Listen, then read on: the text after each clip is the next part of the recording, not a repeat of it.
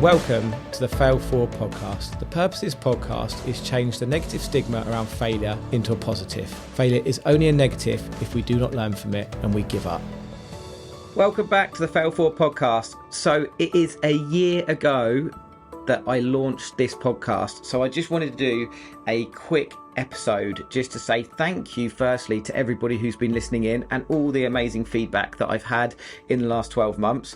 I just wanted to talk around, don't forget as well, it's this is coming out on the 11th of April and tomorrow is my birthday on the 12th of April. I launched it on my birthday, so every year we can do a special birthday episode. If you know me personally, you know that over the time of my birthday, I always celebrate for about 3 weeks. Very different celebrations now. I'm 39 and tomorrow than it was when I was 21, but I do like to celebrate my birthday. So yeah, you've still got time if you're quickly to get a present and a card in the post to me, because you know that's what you do. Less about me, more about Fail Forward and what Fail Forward really means to me and what I'm trying to achieve with this. And you know, you guys have heard me talk for the last 12 months about failure and failing forward, and I've started to hone a lot more what my vision is, and my vision is to inspire people to overcome the fear of failure so they can live their goals and dreams. Because I believe that actually quite often the fear of failure is what holds us back. And I've got a question for you guys. If failure was not an option, so that you literally couldn't fail, what would you be doing with your life? Would you be doing what you're currently doing? Because actually I think that if we got the negative stigma away from that fear of failure, it would give you more energy, more drive, less fear to be able to go and do the things that you want to be doing. Now, you might be listening to this thinking I'm doing it all already, but I have a feeling that there is something that you fear. And it might be you fear success, it might be you fear failure, it might be that you fear the unknown. And it's a lot of it comes down to mindset. You know, I always talk about the great Henry Ford. Whether you think you can or you think you cannot, you're right. And I think working on your mindset is one very important thing.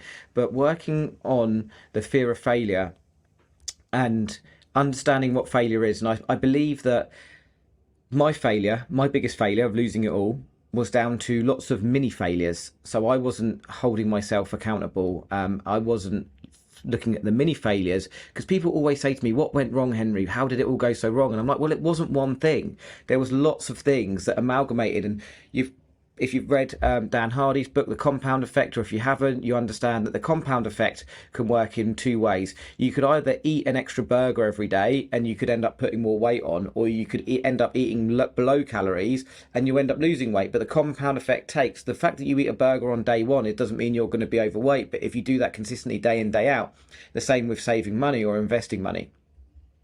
So the compound effect can work, and I believe the compound effect can work with failure.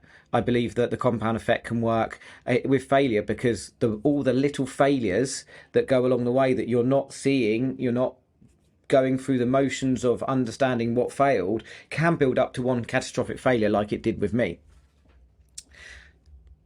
I certainly believe that one of the ways to get over failure quickly and the little failures is by always looking within. And I know you guys have heard me talk about this in the beginning stages of this podcast, but quite often when things go wrong, we blame other people. Quite often we're blaming, something goes wrong. The traffic makes you late for work, so it's the traffic's fault. It's not the fact that you weren't actually prepared for your day and you got out in good time and you planned your journey, etc., etc.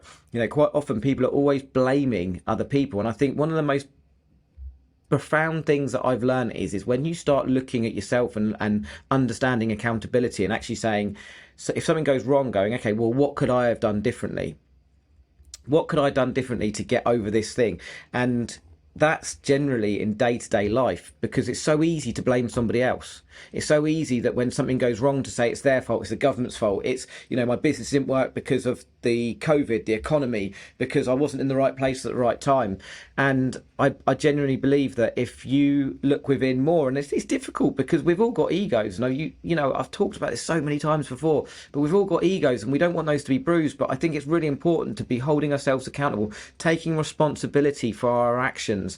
It's something that my old business coach Jeff used to say all the time, and I'd be making excuses, and he'd just look at me and say, "Henry, you're making excuses again." And he'd be, yes, it'd get me every time. But it's so important to be understanding that accountability, I think, is one of the biggest things to help us get over the fear of failure. And then another thing that I think can help us get over the fear of failure is just by stepping out of our comfort zone. I think if we can step out of our comfort zone, currently I am getting in a cold ice bath every single day. That gets me out of my comfort zone, but it helps my mental health so much. It helps so much. So if there's ways that you can get out of your comfort zone, like for me, 3.5 years ago, I went to my first BNI meeting. It was well out of my comfort zone. I stood up in front of people. I wouldn't ever imagine now that I'm stood in front of stages like I was last week, or with 600 people, talking to 600 people. Like 3.5 years ago, that just wouldn't have been a thing for me in my head. I could not have computed that. But because I consistently got out my comfort zone and did those things, just like you can do, if there's things that make you feel uncomfortable, move towards them. Don't move away from them, because I can tell you that the more you move towards the things that make you uncomfortable and do them, the better it will make you feel, the more you'll step out of your comfort zone, and the more that you'll overcome that fear of failure. You'll overcome the fear of that thing, because you'll realise that actually it wasn't as daunting and bad as we thought. No one laughed at you. No one threw tomatoes at you. You still were able to go and do the thing that you needed to do. I think I just sort of wanted to talk around excuses. I see a lot of people say to me, "How do you become a successful Henry? What are the main things you do?" And I see it a lot. I see it a lot in the tree surgery industry as well. Like, people make excuses all the time. Well, it was all right for you because you started out business in that time. It was all right for you because not this happened, but your mum and dad paid for your kit. It was all right for you because you worked for a guy who managed to pay you more, etc., etc. But I've got a thing now. You can either make excuses, or you can take action. Excuse makers won't be successful. Action takers are. The only way to become successful is by taking action. I don't necessarily mean working hard. I don't mean going full pelt and working full on and on. I think you need to leverage other people's time, but you need to take action. You need to problem solve, and you need to take action, because there's so many people out there that will just make excuses and go, "Oh, it's all right for you. It's all right for you. It's all right for you. It's all right for them." But all they're doing when they're doing that is they're out projecting the excuses of the reason why they can't do it. It's just an excuse. So to be able to be successful, to be able to fail forward, you need to have accountability. You need to be getting out of your comfort zone, and you need to be taking action. Like, action will lead to success. Like, doing the right things to lead to success will get you to where you want to get to. It's so important. And talking about failure and failing forward, as I say, this is the birthday episode. It's 12 months on.